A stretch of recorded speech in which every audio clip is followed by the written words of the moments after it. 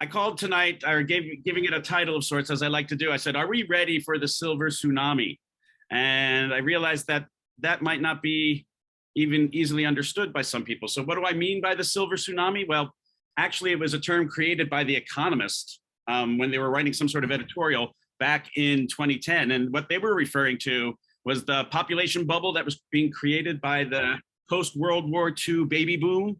But since then, it's taken on a life of its own, and it's been used in lots of different ways. And so what we're really referring to is what feels like will be a wave of people who are aging with HIV, because the medicines working well have allowed us to have people live a lot longer than they ever had before. It also, I think the tsunami part especially, is trying to capture the idea that it doesn't seem like our healthcare system is prepared for this aging population. And that's a concern of many people, especially many advocates I know, who are trying to raise alarms and get more action around this. However, there is a little bit of a problem that I wanted to acknowledge. Some people think of this as an ageist term, and they think of it as a negative metaphor. So we probably do need to come up with a new metaphor for what we're trying to describe. The problems that they have with this is, like, old age is not this catastrophic force. We shouldn't be looking at it that way. People already have a lot of negative feelings, I think, about aging, and there's a lot of fears around it. We don't need to continue that by even making it scarier, I think. So I just wanted to apologize if any of you were offended by the Silver Tsunami phrase. But again, it is kind of has a precedence, because the actual grant, there's an actual grant that was been funded by the NIH, and it uses it as the title, the Silver Tsunami. And I think at least it's capturing focus on the lack of preparation that we may have towards treating people with HIV and who are aging and growing older. Are our systems prepared for that? And just to show you what I mean by this Silver Tsunami, I learned the term last year at the Conference of Retroviruses and Opportunistic Infections. They had a talk that was about this. It was about the multi-morbidity in people with HIV in the US. And it was specifically people with HIV who are using ART. And what this was about was research using a model, and it was trying to project what life would be like by 2030, what we could look forward to, so to speak. And so what the conclusions of this study revealed was that they said that more than a third of US residents who are living with HIV are going to be experiencing multi-morbidity. And what that term means is that they're going to have 2 or more non-HIV comorbidities. 2+. And so this model was called the Pearl model, and you can see how they got the word Pearl. They took the P and the E from projecting, the A from age, the R from multimorbidity, and the L from polypharmacy to spell out Pearl. And the Pearl model looked at basically 5 gender and HIV acquisition risk groups and 3 races, and they came up with 15 subgroups altogether that they looked at. And I just wanted to share some of the data that I thankfully got from the NATAP website. So for instance, they are looking at this model. They project that there's going to be an increase in the population size and prevalence of multimorbidity. And among those, it's going to affect people by age. And you can see there, those who are 70 years or older, they're going to have an increase of the prevalence of 2 or more non-HIV comorbidities from 58%, which is just over half, to getting almost to 3/4 by 2030. They also looked at it by risk groups. And so MSM, we're going to see the largest increase in the number of people who are going to have 2 or more physical comorbidities by 2030. That was the projected increase there. There was also increase seen in injection drug use, specifically with men, a 17% increase. And this is in the prevalence. And if you forget what prevalence means, it's the proportion of people who have a condition during a particular time period. So we're saying by 2030, they're going to see this increase. And in heterosexual women, you can see their 24% increase. And so the conclusions of this study really resonated. So they were saying that this multimorbidity is going to grow. Projection of 36% of the people who are using ART are going to have 2 or more physical comorbidities in addition to HIV. And they said that ending the epidemic, that's what EHE stands for, ending the HIV epidemic is rightly focused on prevention, but without a cure, the HIV epidemic will not be over in the next decade. I liked that. And then this question, which sort of scares me sometimes when I think about it, can our HIV healthcare system as it is support this? And of course, the researchers here are calling for new models of HIV care that are going to build out support for prevention and management of comorbidities among the people with HIV. And so, from the article that was written by Mark Mascalini, the researchers were forecasting a silver tsunami, which was going to be comprised of multimorbidity, polypharmacy, which is taking lots of pills, and healthcare costs. So imagine this triad of events hitting people. And they were also suggesting that the US healthcare system's going to have to adapt quickly.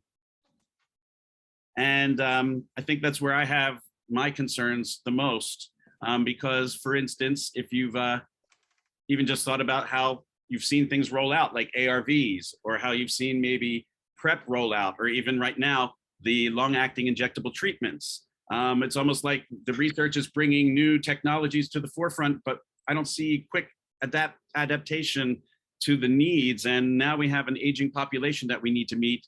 And are we quickly adapting to treat and take care of all of these people? So with that, I wanted to kind of introduce someone who is at least trying to do something through research. Her name is Allison Webel, and she is here at UW. And basically, her research is helping adults with HIV to live longer and to age well. And I just wanted to give you an example as a sort of a bio to her. So she has one study where they're looking at the physical activity and how physical activity and diet can impact your symptom experience if you're an adult living with HIV. Another study that sounded really interesting to me was a nurse-led intervention that was trying to reduce blood pressure and cholesterol in people living with HIV who are older. And the study we're going to talk about tonight is the health study.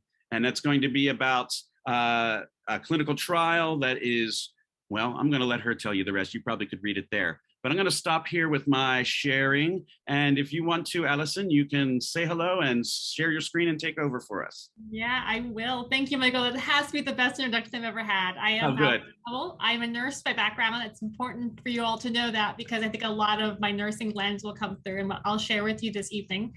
I am a recent transfer to the University of Washington by way of Cleveland, and before that, San Francisco.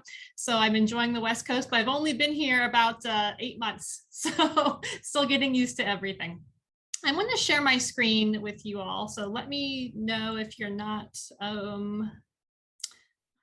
Thank you. And again, thanks everyone for your patience. I'm here to talk about anything you all would like to talk about, including our Prosper and Extra CBD study.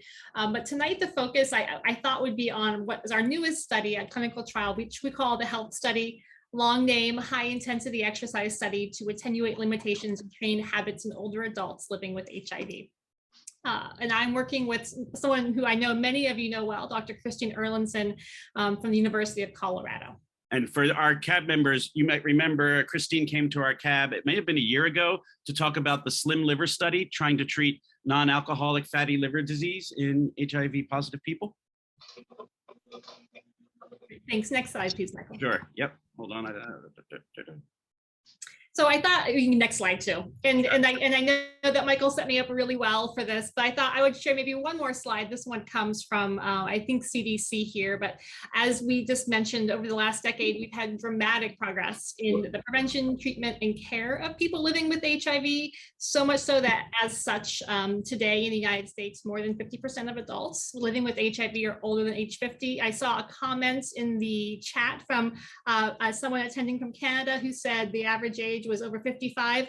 And I do know that if we're looking at these data across the world and every place where people are living with HIV, we tend to see similar trends.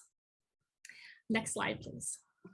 And we did mention another great scholar, Carrie Altoff. She actually put together this model a couple of years, actually, well, almost 6 years ago now. And the idea here is that, as many of us know, in many settings, HIV specialists provide much of the primary care, and this includes geriatric care. But sometimes this care can be really complex and it can be hard to do well. I work with a lot of nurses, mostly through the Nurse Association of Nurses and AIDS Care. I know this is one of the main questions that they have, is how do we help our patients age well when we have not been given those tools? So we do a lot of focus with that organization to help folks, help nurses in particular, and nurse practitioners caring for this population, to gain some of those skill sets. And I think this model kind of illustrates what this goal of the care should be nicely. We're trying to shift from not just standard of care, but to also really incorporate some key geriatric principles. And those are really illustrated by that second to most inner circle there. So next slide, we'll drill down a little bit more on it. And really those principles are polypharmacy, multimorbidity, which we just discussed, frailty, and then physical and cognitive function. And I think when we think about these 4 key considerations, I would put forth that the health study, which I'll be talking with you about, really addresses 3 of these, mostly being multimorbidity, physical and cognitive function, potentially frailty. I also think when we think about non-pharmacological strategies to healthy aging, in this study, it's focused mostly on physical activity, but also things like healthy eating and some of the diet modifications. We have a potential there to really improve polypharmacy and potentially even get rid of some of the medications as people get older. So I do think there's a real strong potential for these non-pharmacological approaches, and these are really the clinical principles that motivated our study. Next slide, please. Sure. So this is our study. We call it the health study for short because that other name's really long. And we work with somebody who helped us come up with this really pretty logo. So this is a health study, and there's an overview on the next slide. Yeah. And really, what this study is it's a randomized clinical trial. So basically, when people enroll in the study, we can flip a coin and they have a 50% chance of being in one of 2 arms, right? That with the arm that we're really interested in and that's new is called high intensity interval training. And I'll tell you a little bit more about what that is in a few slides. And then we're also comparing that to, so the other kind of random allocation would be something we call continuate moderate intensity exercise. And this is what most of us think of as kind of the standard exercise regimen, being on a treadmill for 50 minutes, kind of at the same speed, at the same heart rate. That's the main question that we have is high intensity interval training better improving healthy aging than continuous moderate exercise. We also have a maintenance intervention, which we call a biobehavioral intervention. It's really just a 2-way SMS text app that we've been using, built off of some great theories that one of Christine's colleagues in Denver has put together. And the outcomes we're interested in are ones that patients tell us is really important. So physical function, being able to function independently in the home setting, and then also fatigue. I've done a lot of work, as you saw, in symptom management, and fatigue is the one symptom my patients, my participants always tell me bothers them and they really need new solutions for. So those are really the 2 outcomes that we're interested in. This is a quick schema here. The study involves 3 in-person screening visits. These are visits that tell us mostly that it's safe for someone to be in the study. There is still, there are some cardiovascular conditions and some musculoskeletal conditions for which it might not be safe. So we assess those, doing lots of different types of testing in these first 3 visits. Once we get through those first 3 visits, someone who participates in this study will be involved in 16 weeks of supervised exercise training. That's 3 times a week in person. We have, I think, some of the best trainers we've ever worked with, working with us on this study. They're phenomenal. Here in Seattle, for those of you who are here in the city, we work with the partnership at Fred Hutch. So they have a great prevention center there that focuses and was really designed to be a state-of-the-art nutrition, and Physical Activity Clinical Research Center. So they've been phenomenal to work with. And then in Denver, they have an equally awesome group. I just don't work with them as much as I do the folks here. And then it's been going on through, I see Kate's question there. It's been going through Fred Hutch about 6 months. So we've been going on there for about that one.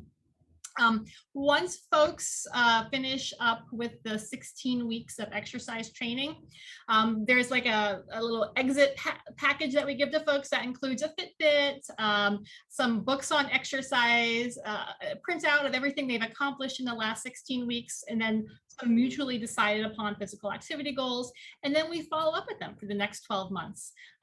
Folks come in once a month for a physical function check.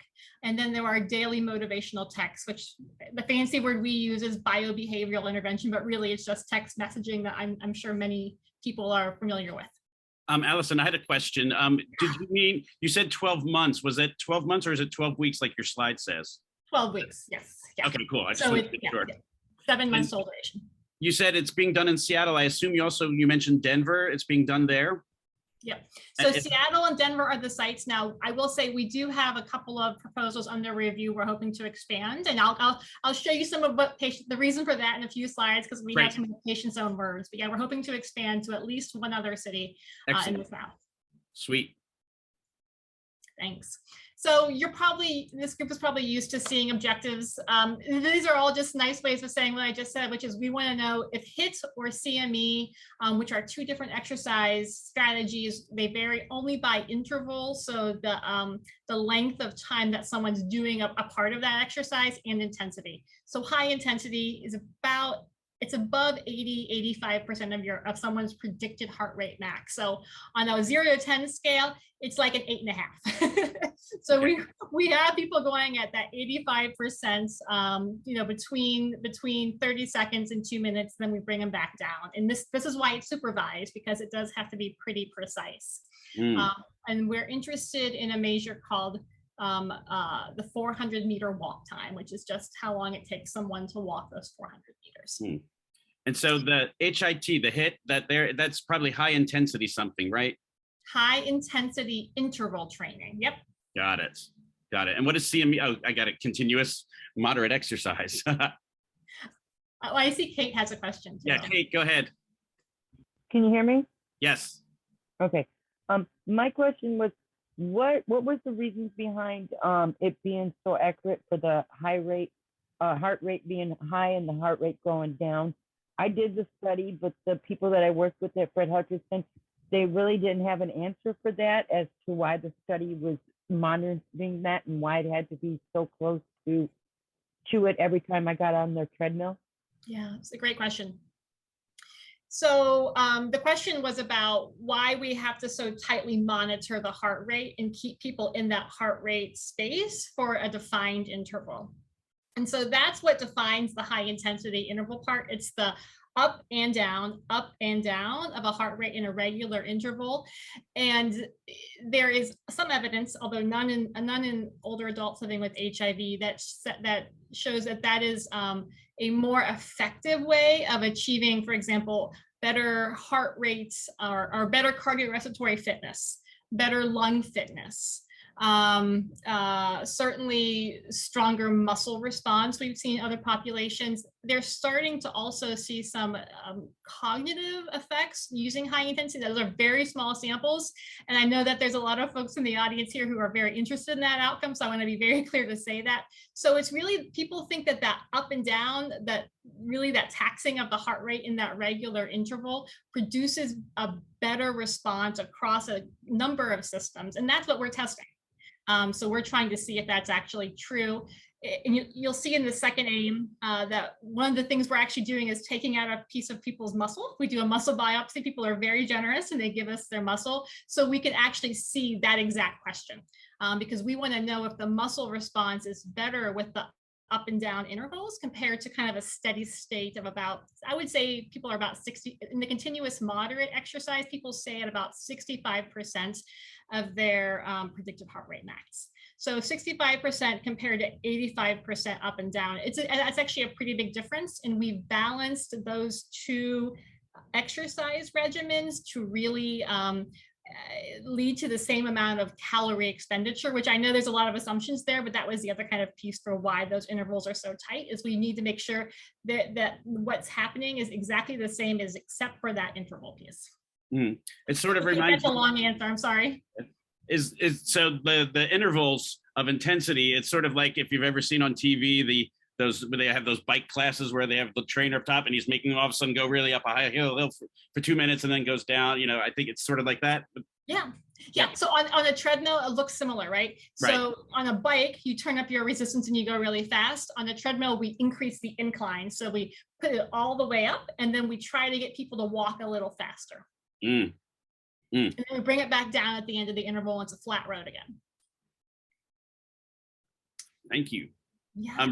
Did you need to talk more about aim 2 here? Or? Nope, I'm just kind of giving you guys an overview of the aim. So the first aim is really clinical, second aim is looking at muscle, third aim is really, you know, I think we often get this question, well, don't we know exercise is good? Why do we have to study it more? So one of the reasons we have to study it more is because people do really good job when they're supervised and they come in 3 times a week with a trainer that they loved.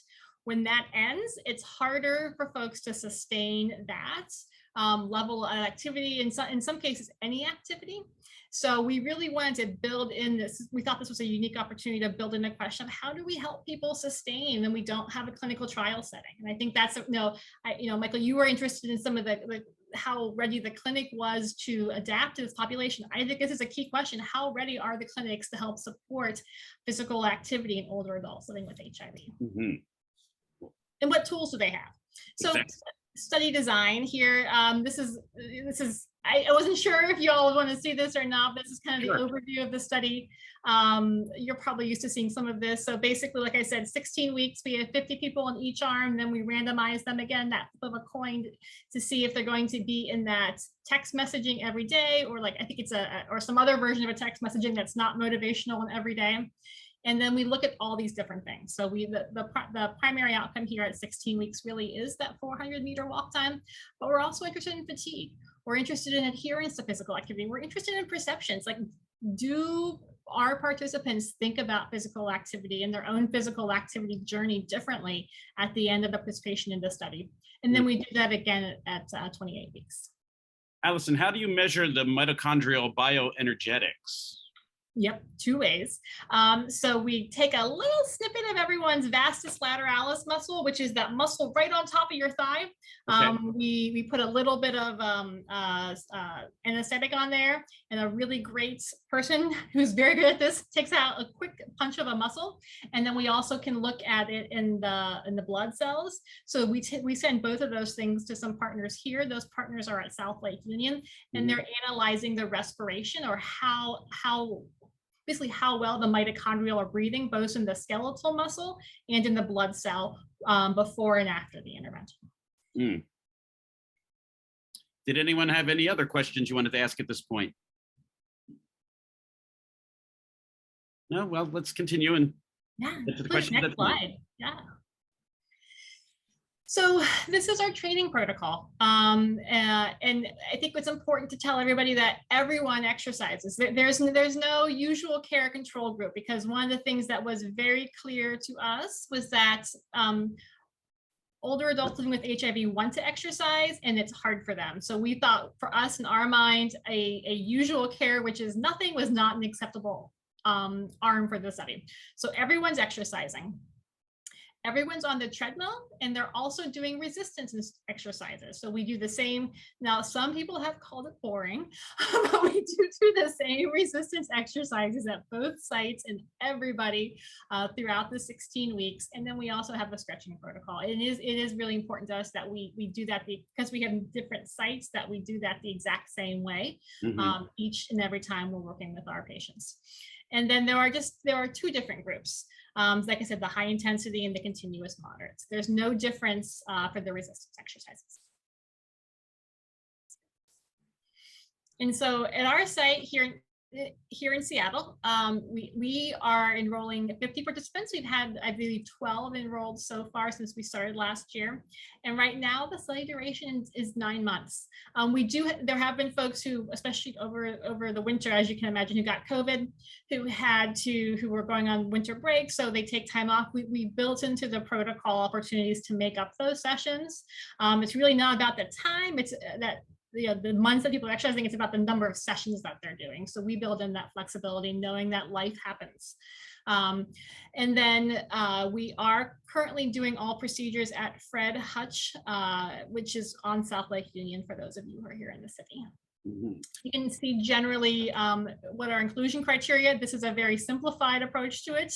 We have a external data safety monitoring board that the NIH appointed, and they make us do a lot of testing, rightfully so, to make sure it's safe for folks to do this, both like I said earlier, from a cardiopulmonary perspective, so a heart-lung perspective, as well as a musculoskeletal perspective, right? Frailty falls are, we actually have some data coming out showing just how prevalent that is, even at folks who are in their 50s. So we want to make sure that we're minimizing the risk of adverse events from the study. And thankfully, we have not had anything. I will do that, Joel.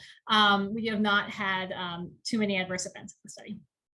So I must have had, sedentary lifestyle right here. And I saw that a couple of people, including Vitor from my team, is on the call. So I might call on him to tell us exactly how we define sedentary in this study.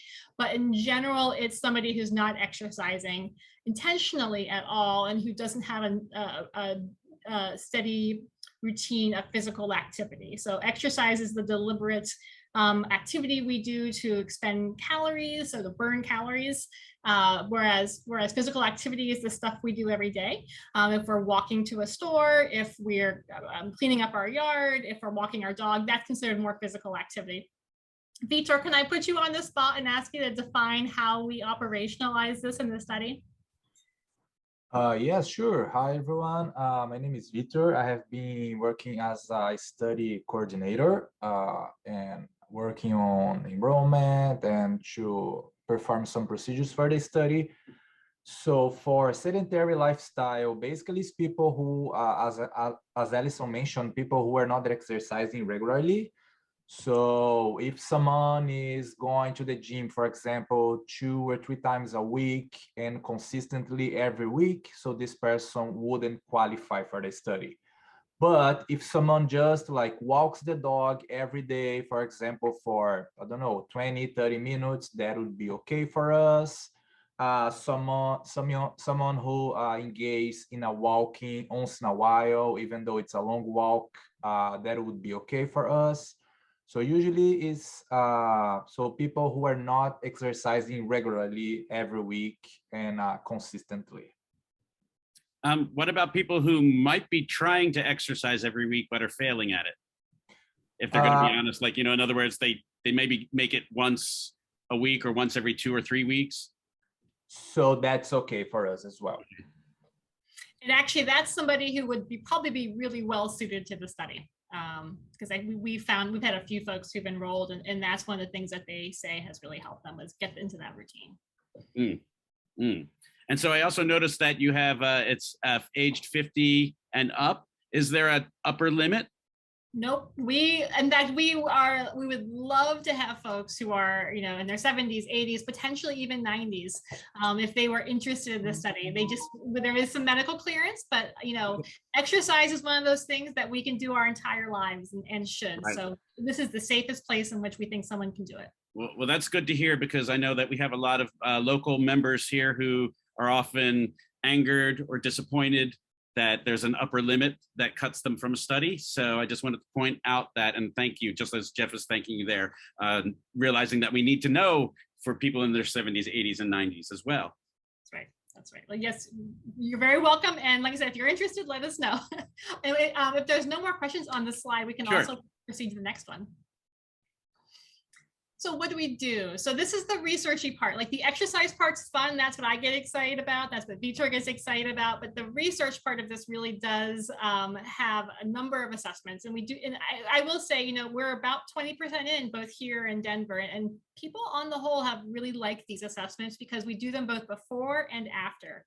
So these are things that these are things that people take away that they can actually measure their improvements. So exercise capacity, that's, if you've ever heard it like in ER or some of the other like medical dramas, that's sometimes called a stress test. That's when we put somebody on a treadmill and we increase the speed and they're breathing into a mask and we're measuring what's called VO2 peak. So it's basically the cardiorespiratory max. It's a really good measure of someone's capacity. We also base their heart rate max off of that.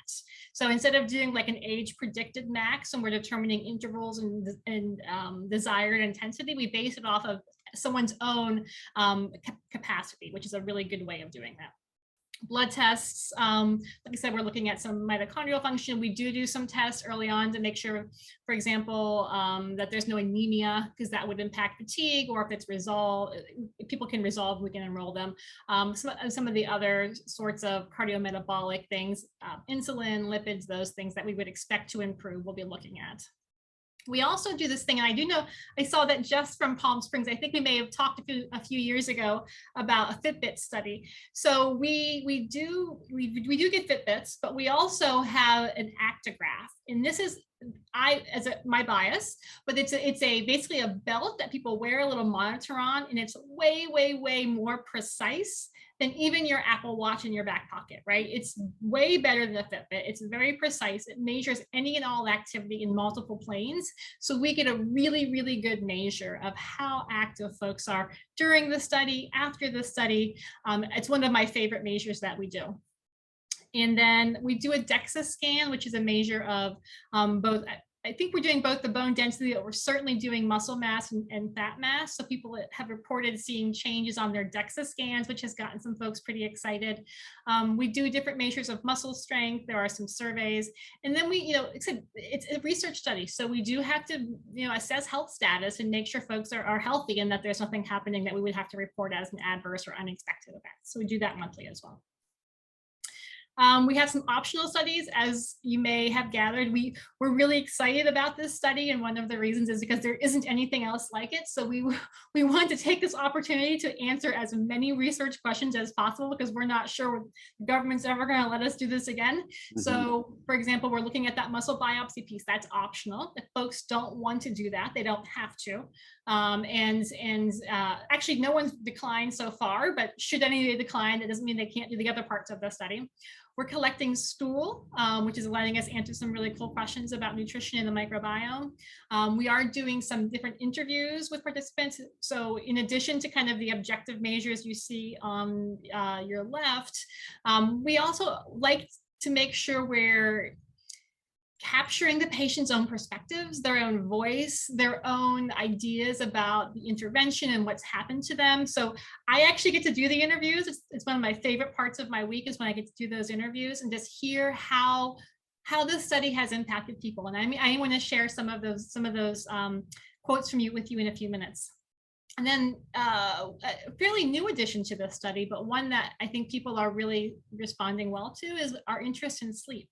Sleep is one of those things that as people get older, for lots of reasons, it gets to be harder to sleep regularly, to sleep deeply, and to feel like the sleep has been restful and renewing. So we actually put a different actigraph on your wrist to measure sleep and light and different things that are happening in the environment, to understand if exercise or one or other types of exercise can help improve sleep quality.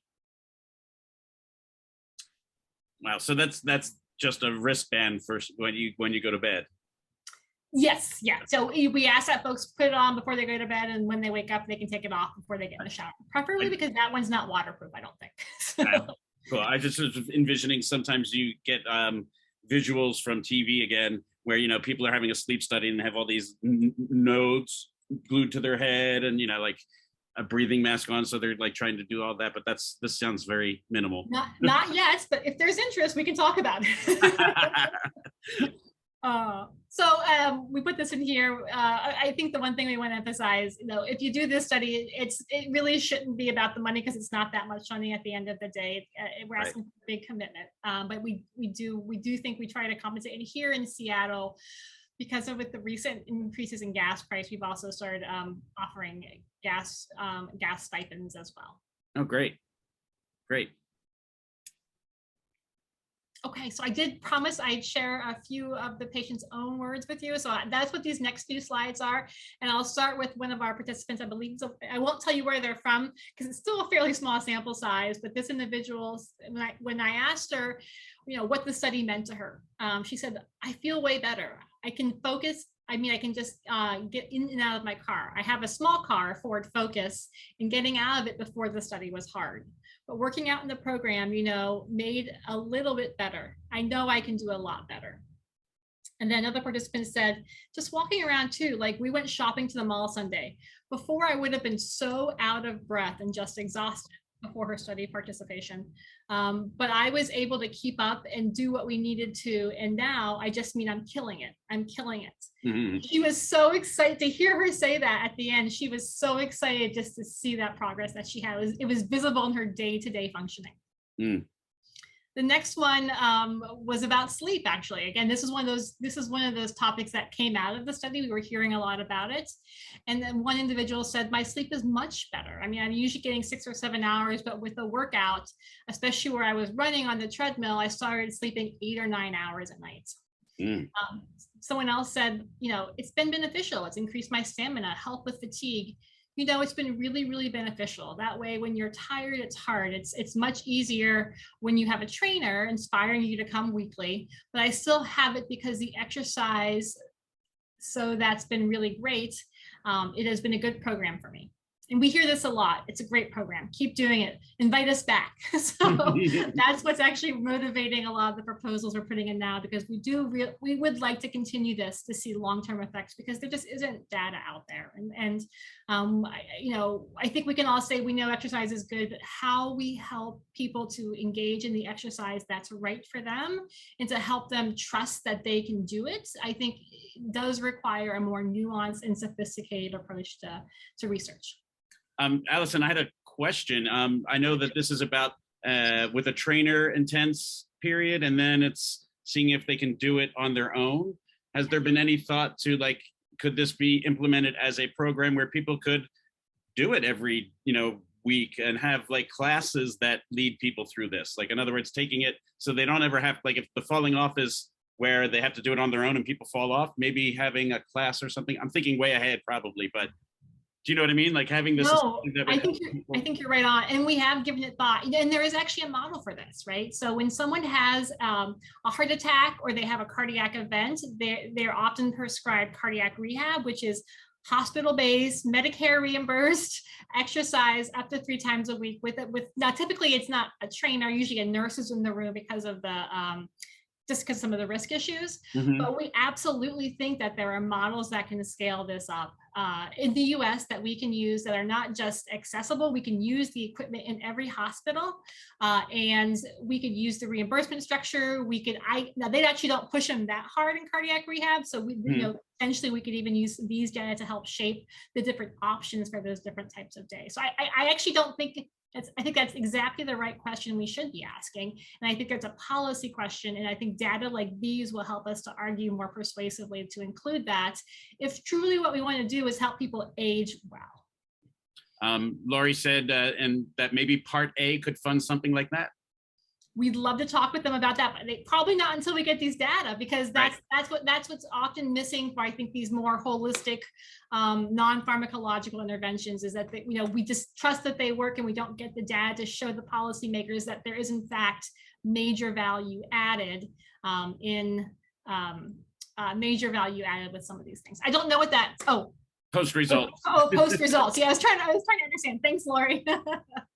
Yeah, no, that's good to hear. Because that's exactly what I was thinking. I know this is a question that a lot of people have been asking. So everybody get your pencil or your pen.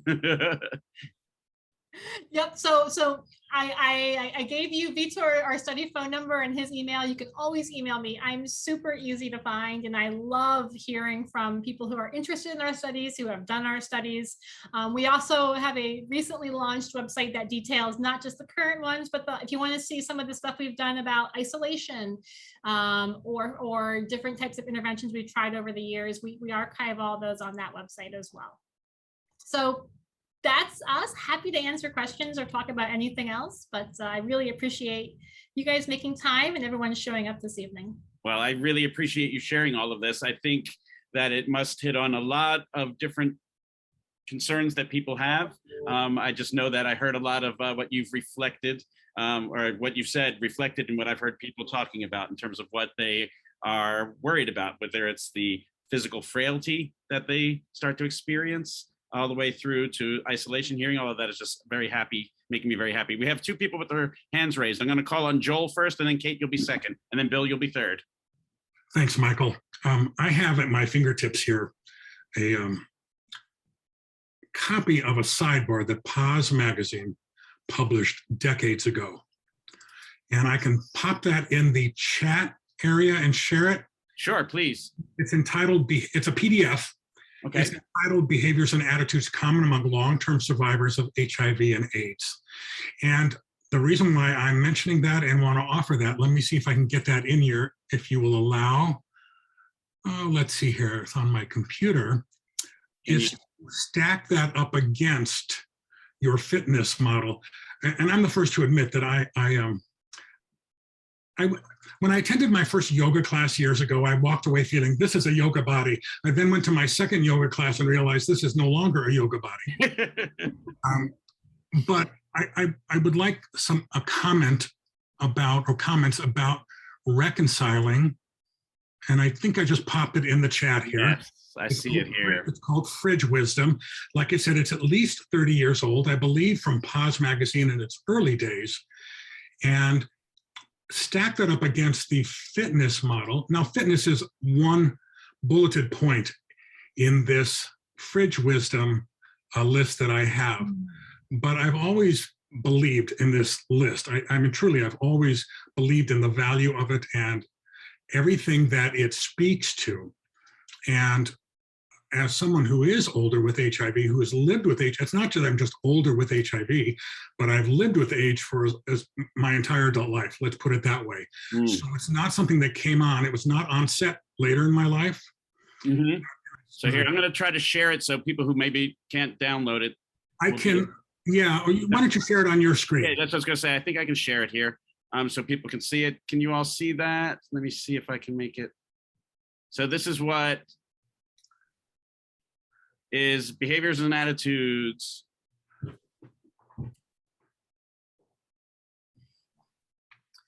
And of course, fitness is just one bullet point on there, but there's a slew of other things that feel very relevant, even 30 years later. And Michael, can you make it smaller so I can screenshot it? Sure. How's that? And Joel, I can start with the comment, but I'd love to hear what other people think, because I mean, I think what you put up here, behaviors and attitudes common, I would, to me, so much of this is what I would consider healthy aging, and what I think a lot of the models of healthy aging are talking about. I agree. We need partnerships with our healthcare providers, right? People need to trust them, and they need to be kind of co-managing things together. Commitment to life, finding authentic meaning in relationships. That is, well, coming hopefully out of COVID, that's been hard the last couple of years, but really helping to create that is when we do different studies, when my colleagues do studies, those are the themes that resonate with patients. And I think those are the ones that mark the quality of life that patients want to have. Right, but even from a non-aging standpoint, remember, I'm going to lower my hand here because it's driving me crazy to see it. Sure. Even from a non-aging standpoint, and this is going back, like I said, 30 years, in the earliest days of HIV and AIDS. Let me see if I can lower that. You know what, I'm good at raising my hand, but I'm not so good at lowering it. So let me lower hand, there we go. In the earlier days of HIV and AIDS, when we were all much younger, it was not an aging thing. It was just keeping hope, keeping balance, keeping perspective, continuing to be inspired by life instead of beaten down by life, because there was so little good news decades ago. So when you eliminate the aging dimension to this list, it is still very prevalent. It's still very, I'm sorry, still very relevant, and has, at least it has been has had enormous value for me. I can't say that I get enough sleep, because I don't, and I know that that's an aging thing for me, among other things. But all the other bulleted items, I mean, if I've got, it's like if 20% of the 80% of the people are happy 20% of the time, that's not so bad. So if I've got 80% of that list handled, I still want to feel good about myself, even if I don't have the exercise bullet point handled in my life, or I'm not sleeping as well as I want to. And I just think it's never a good idea to lose sight of what's on this list, because it has remained constant and relevant for decades, at least to me. So I'm curious how other people feel about that as well, Allison. Now I'll shut up. And should I keep this up? Do people still need it up? Did everyone get a chance to download it? Well, let me know if you need it up again, but let's get back to seeing each other. So anyone want to comment on that before we move on to Kate's question?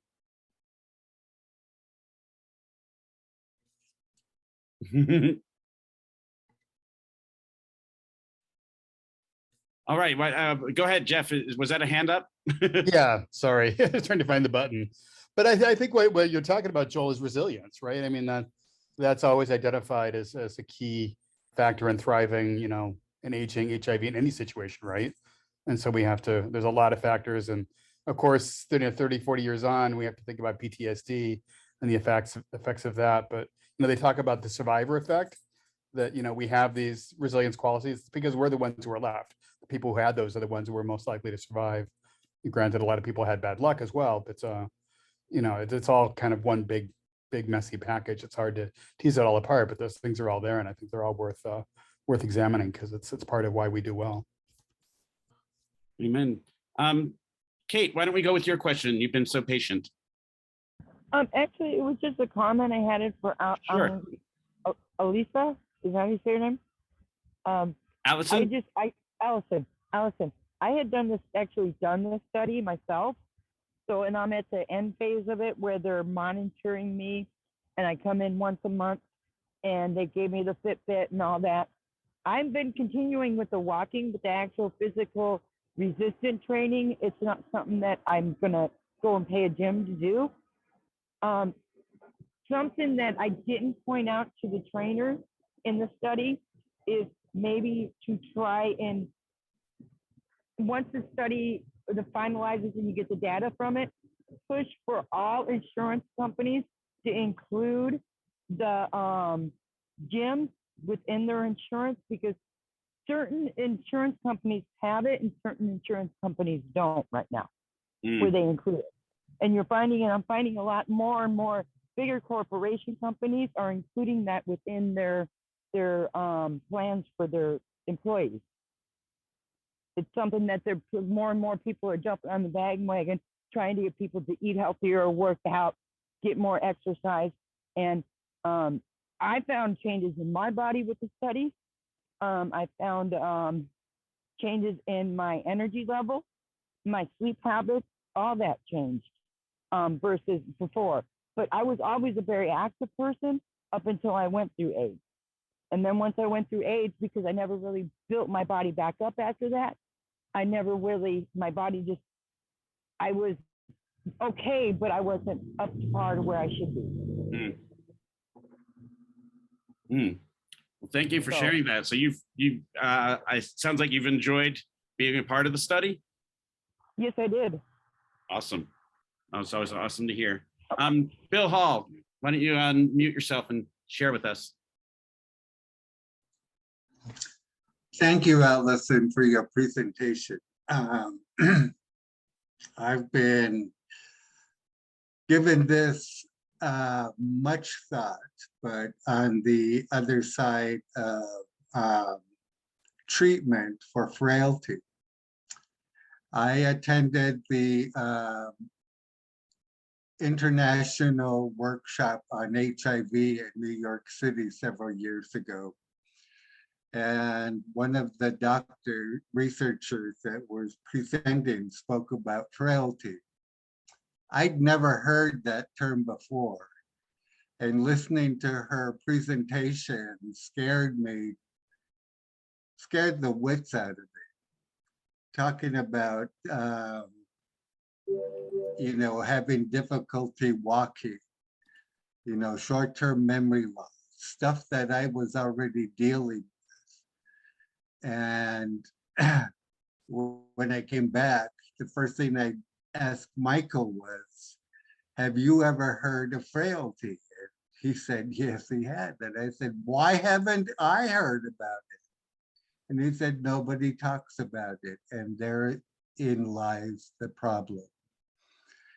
And because it is such a dire outcome for people who develop frailty, I'm surprised it hasn't been given more attention than it, if it's been given any attention.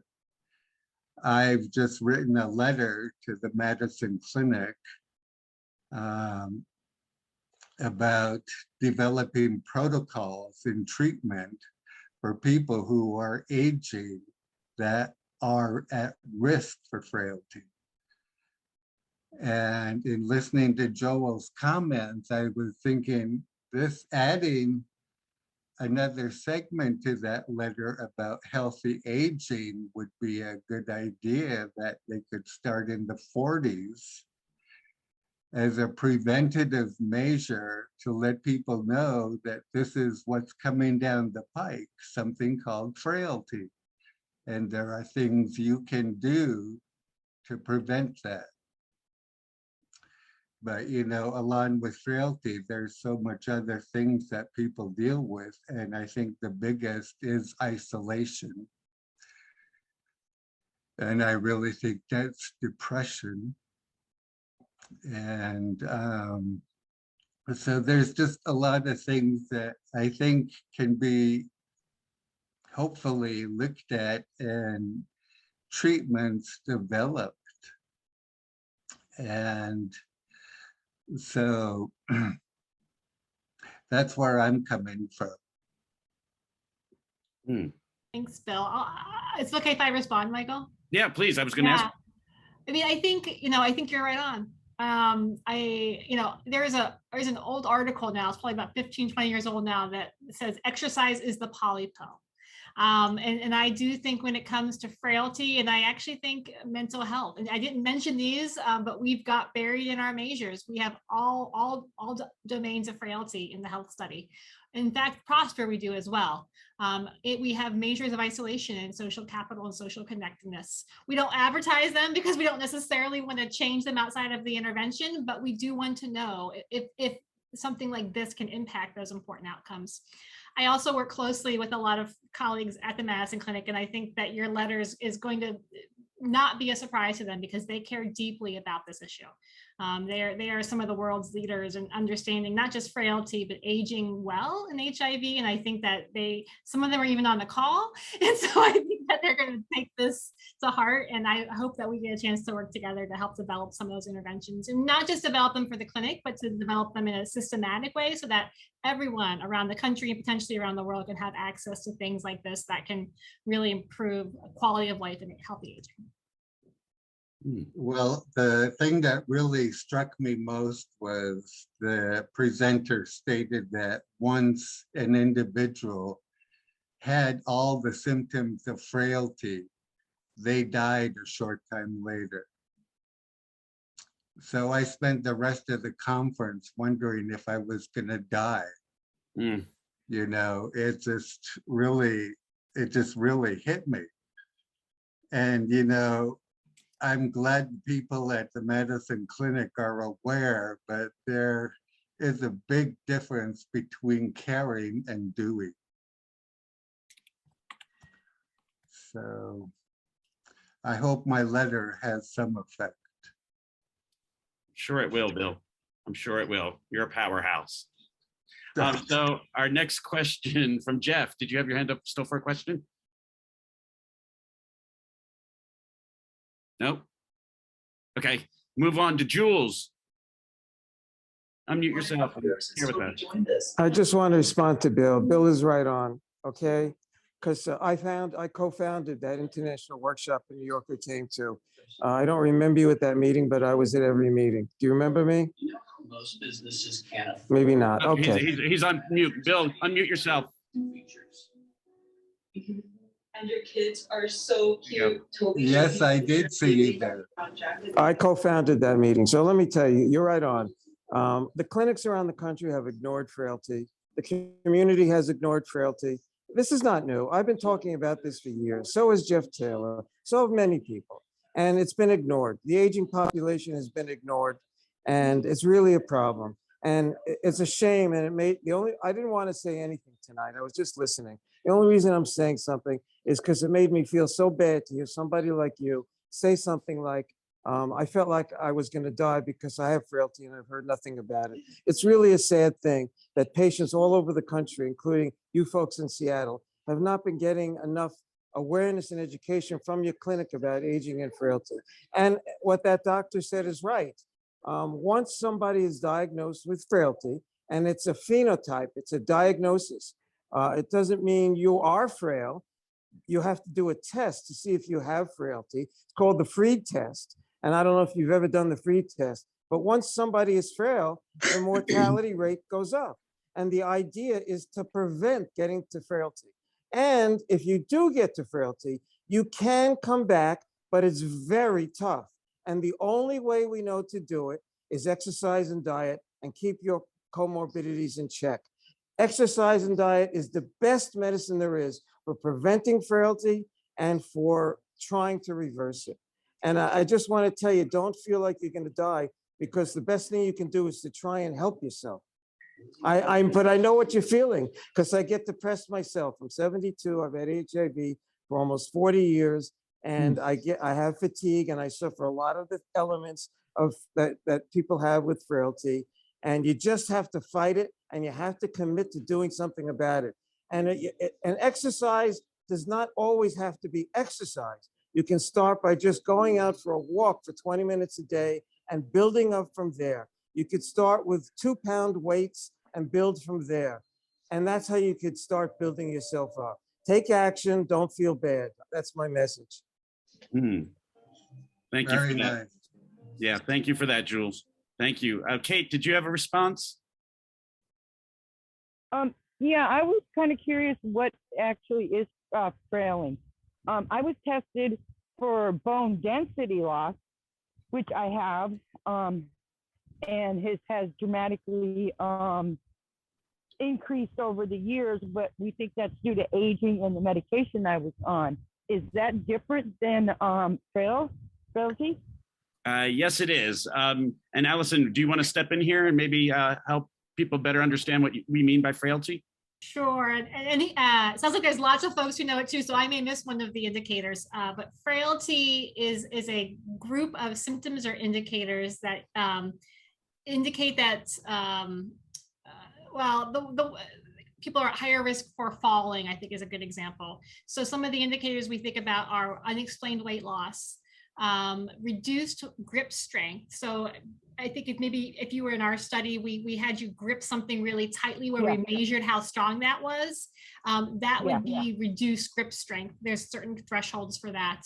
Low physical activity is a marker of one of the frailty markers. Balance being off. So you may have done a stand where we put your feet kind of in line and we see how well you can balance. That's one of the frailty ones. Reduced walking speed. So we measure how long it takes someone to walk. I think there's one more that I'm missing. Maybe Jules, do you remember the other one? There's one, but there are so these come together. And there are different, I'm going to speak to Joel. There are two kind of main hypotheses around frailty, but yes, they do tend to mostly be physical function measures. There is some conversation though about cognitive measures and what that looks like as well, but those are not typically included in this Freed phenotype. Okay, because like I said, I was tested for low, my bone density was tested, but the only reason that was tested because I had a fall And I broke my hand really bad. So my doctor did that test on me. And that's when we found out my bone density was decreasing dramatically at that point in time. Up until then, he did it every so many years and I was okay on it. But typically I don't have a lot of falls. Typically I kind of catch myself before I actually fall. So I just wasn't sure if it was the same or different, and I appreciate the explanation on it. Bill, did you have another question? If not, I go to Michael. Yes. I did have a question. Oh, you did have a question? Go ahead, Dan. Sorry. Yeah, I came in late, so I'm sorry about that. But excuse me. Mm-hmm. I try to keep my thoughts together, but I'm having that too. I was in we were testing me as usual. And they put me in a study, well, not a study, but a physical therapy thing. Mm-hmm. And I was told that I should be put into a nursing care facility where I would get better care. I have fallen 4 times this year outside, broken 2 fingers, broke my nose. And I don't know why. They just, I'm 75. I never run. I mean, my legs and running and stuff is always my, past thing. And the frailty thing, it is depression. I'm on 2 different depression pills right now, which help a lot, but they make me feel tired. So, yeah. Mm-hmm. Jules or Bill, which? Well, I was just going to say that, if you feel, I think you should talk to your doctor. Anyone who feels this way should talk to their doctor if they want to have a test for frailty, and tell their doctor they want to be referred for a frailty test. And I think their doctor ought to know, frankly, if their patient really is in that situation where they should be. And that's the problem. Our care system is broken, and it's not evaluating people for frailty or cognitive impairment. This should be embedded in every clinic, and it's not. That's part of the problem. Mm-hmm. I think the one problem with that is that a good part of the HIV community out there has never heard of frailty either. Yeah. Well, and a lot of younger people don't care about the elderly. We've been abandoned, and a lot of people don't care because they're younger and they think that they're not going to have the problem we have. And they've abandoned and ignored us, the younger people with HIV and younger activists. That's the truth. That's what I found to be true too. Does anyone else want to ask a question or have a comment, share? At the beginning of this, we had people type in to the chat some of the concerns that they had. Anyone want to share any of those things? Hello? Go ahead. So, thank you very much for the presentation. I'm 63, I'm not that old, but I'm technically a senior. I live with HIV and I'm also bipolar now 26 years and doing very well. But it takes work. I'm on the community advisory board of Calnor working on these 2 committees.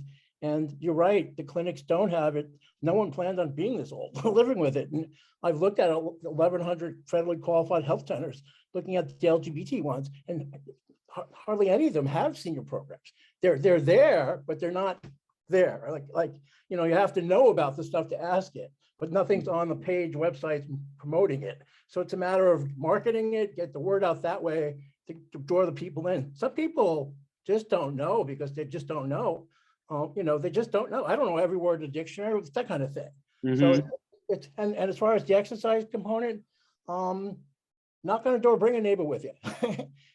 That kind of thing. Really grassroots and simplicity stuff. But I went vegan 2 years ago, and it kind of started like this. Now I still eat plant-based, but I'm putting in some protein with tuna because I'm just trying to balance it out.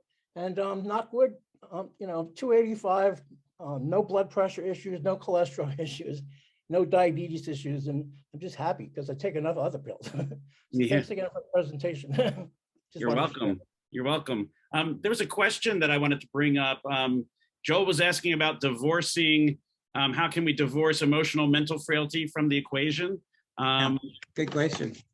Yeah, I don't know if we could get back to that and try to maybe talk about it a little bit more. Allison, what are your thoughts on that, on his question?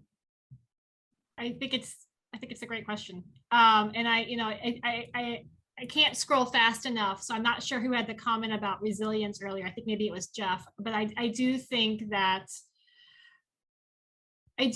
we're starting to see a lot more research trying to tease it out, and it seems to be coalescing around a positive framework of resilience. And I do think that that's probably where we're going to start to get some of these answers, because I think when I see folks who have, it's part of the reason Prosper is looking at all symptoms, right? Because we also have this hypothesis that it's not just fatigue that's going to get better. It's going to be anxiety. It's going to be depressive symptoms. It's going to be a bunch of other symptoms too. So we should be able to at least provide some data.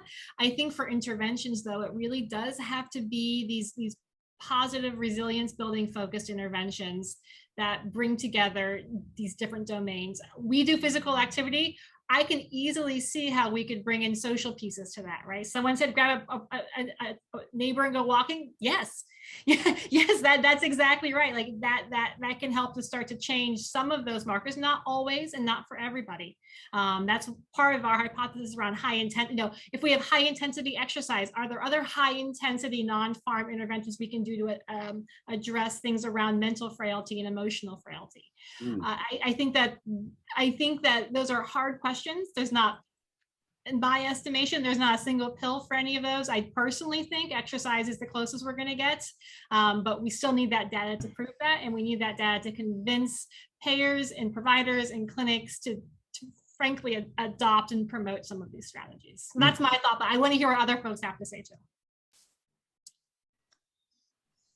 I was thinking in the early days of AIDS, and all of us old timers will remember this, is they had a booklet called Now That You Know. Yes. And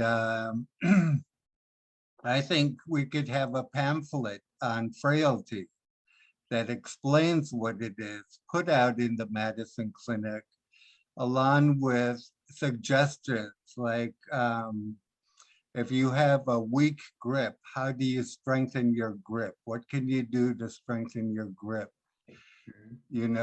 About just starting out with walks, as a way of getting motivated.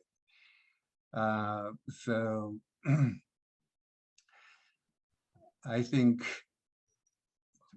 now that I've listened to you, all these ideas are starting to flow into my head. I think I'm going to add to my letter.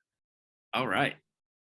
Well, I'd also love to partner with you on investigating some of those strategies too, because I think that's exactly the sort of patient-facing oriented interventions that work. Not ones that come from labs, the ones that come from the folks who are living with this every day.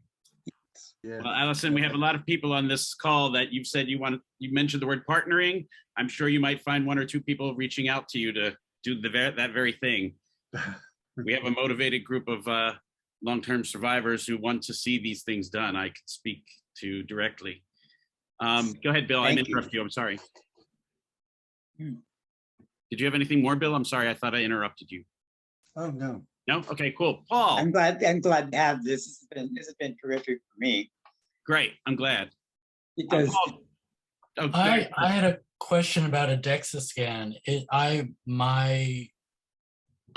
thought it was just for bone density.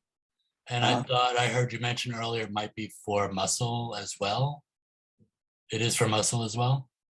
We can take, so the one that is often insurance approves is for bone loss because it is associated with frailty, but we can also measure muscle mass and even some fat mass with it. It's not the best measure. Vitor is much more the expert, and he's exploring fun, fancy ways of using MRIs to do some of this. But yes, it's a good approximation. And in fact, some of the folks in our studies have reported they can actually visualize the increases in muscle mass on their Dexa scan after the study compared to their before study scan. Impressive. Interesting. Very. Joel, did you have another question? Not so much a question, but Sure. when I mentioned in the chat about therapy, and I put it in quotes, I said it's often a value-loaded phenomenon. By the way, it's very good to see Dan and Bill, Daniel and Bill. I haven't seen the two of you for quite a long time. Yeah, I haven't seen you either. The two of you know me a little bit. I have a long history of being a peer support group facilitator. Yeah. A long history. The longest group that I ever facilitated was a 15-year group at a local agency, and it was an over 40s group for gay and bisexual men. Yep. I Just remember over that. 40s. It was not an HIV specific group, although you can be sure that at every opportunity during my facilitation, I would always say, this is not an HIV group, but you can be sure that because I'm HIV, it's still an HIV group. So I'm a firm believer in getting what's stuck inside of our heads out. Yeah. So that we don't dwell, we don't cogitate over what befalls us. Instead, give us an opportunity to look at. I always used to say that while group is not therapy, it is therapeutic. Therapy, And, very. so that's why I said therapy is a value-loaded thing. To say I'm in therapy or I'm going to a therapist, people might have considerations about that, but approaching it a different way. And I think you addressed that a little bit, Allison, about creating spaces where a conversation, a dialogue can happen that is therapeutic, but not just physically therapeutic, Right. not to diminish the value of physical therapeutics, but to give as much breathing space as possible to what is stuck inside of our brains, how we feel about our HIV, how we feel about getting older, how we feel about taking medication, all of those things which we can just sort of spin round and round and round in our heads and have that be as much of a influencer on mental and emotional frailty as physical frailty. So that's why I said what I did. Thanks. Thank you, Joel. And Nice seeing you too, Joel. Yeah, it is good seeing you. I didn't recognize you until you started speaking. As soon as I heard your voice, I knew who you were. It's the beard. It's The the beard. beard. I didn't have a beard when you last saw me. I was going to say it's your beard. It's Yeah. very full. Great.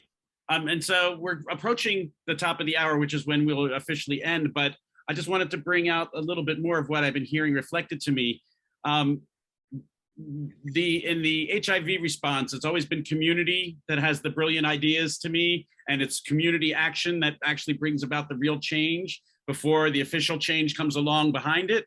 And you guys have even expressed right here, right now, some ideas I think that could be acted upon easily just by us as people coming together and writing those pamphlets that Bill was talking about, or any of the things, even like creating another group and finding a place where people can meet and talk about these things. The reunion project was one that was stalled out because we were going to start our second one in 2020, right before COVID came out, and we started that work. Maybe it's about time we start doing that and pulling it under that rubric. We can, but we can do things. We are not beholden to wait until research finally comes and tells us something works or not. We can start to do some responses, just like Bill said, writing a letter. It can take many forms, and we can all do that. We can help each other, and we can come together to help all that way. So I just want to throw that 2 cents in there, and I'm always willing partner in all of that sort of stuff. Bill, did you have another comment or question, or is your hand just still raised? His hand's just still raised. Okay, I figured there was a cool. So does anyone have any last comments or questions for Allison? Or Allison, did you have any last comments or questions for us? Yeah, this is Jules. I would just like to add, anybody and all of you can do what I did in New York. I went to my clinic and I told them that they should be doing a bone DEXA, and it's in the guidelines for everyone over 55. They should be doing a frailty evaluation and a cognitive evaluation for everybody that wants it, or regularly in the clinic. And you can go to your clinic and say the same thing and request that their doctors do it. Amen to that. Thank you. Allison, any final words for us? I think Joel's hit the nail on the head. I completely agree with all of his comments, and just want to say I am authentic and sincere, and I say I love partnering. So if you guys want have a researcher help you evaluate any of this, feel free to reach out anytime. My email's in there, and like I said, I'm super easy to find, so I will always respond, usually within 12 hours. So please do reach out. All right, thank you. Awesome. So if we don't have any final questions, last minute ideas, anything that's burning inside someone's head that wants to come out on their lips, I wanted to take an official time to thank you all for joining us. I really appreciate you taking the time to speak with us. Those of you who could share with us, I really appreciate you sharing with us. I think the sorts of stuff that we were talking about tonight is just the beginning. In other words, I'm hoping that we take the impetus from what we've learned here and we move forward and we find ourselves addressing these concerns for people, not only here in Seattle, but wherever you are on this earth. I think we all have roles to play. And even if that's just like Bill, talking to your clinic, you can start there. So if you're not in Seattle, you can do it wherever you are. Talk to your clinic, talk to your healthcare provider, bring it up, let them know that this is important to you. That's how, just like in politics, you have to speak up, you have to vote, you have to say, we want you to focus on this. And so the more of us that just even, ask to talk to the clinic leaders, the social workers, all of those, whether you're in public care, private care, let's start shaking the trees so some of those peaches will fall and we get to have a nice peach pie one day. That's how I put that. So I just thank you all once again for joining us. I wish you a pleasant evening and a pleasant week. If you're still here in Seattle, there's still some sun. Maybe you can get out and get some of that in your skin. It's a little bit, but it's only about 12 minutes more of it. So. All right. Thank you very much. Good to see you all. And I'll see you again next month, 4th Tuesday of every month. We do this meeting. So thank you all. Good seeing you, Bill. Good to see you all. Good to talk to you all. Thank you so much. You too. Thanks, Good night, Michael. everybody. Michael, if anybody expresses interest in the group, I'm in. Okay. We got it, Bill. All right. Talk to you Take care, later. guys. All right. Bye.